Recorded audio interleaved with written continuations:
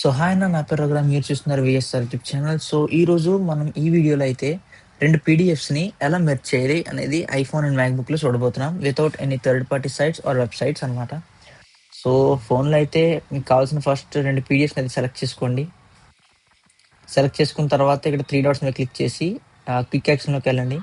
వెళ్ళిన తర్వాత మీకు ఇక్కడ క్రియేట్ పీడిఎఫ్ అనే ఒక ఆప్షన్ ఉంటుంది. దాన్ని క్లిక్ చేయండి. సో ఇక్కడ మీకు కావాల్సిన పీడిఎఫ్ అయితే క్రియేట్ అయిపోతుంది. ఒక మెర్జ్డ్ వెర్షన్ అన్నమాట. మీకు 2 పీడిఎఫ్స్ కలిపి ఉన్న వెర్షన్స్ అయితే ఇక్కడ డిస్‌ప్లే అవుతాయి.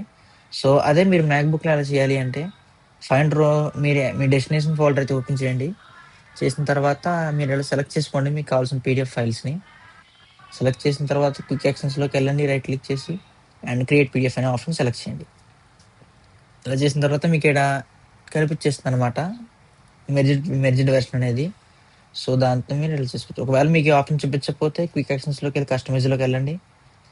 కస్టమైజ్‌లోకి వెళ్ళిన తర్వాత ఇక్కడ మీకు చూపిస్తుందనమాట క్రియేట్ పీడిఎఫ్.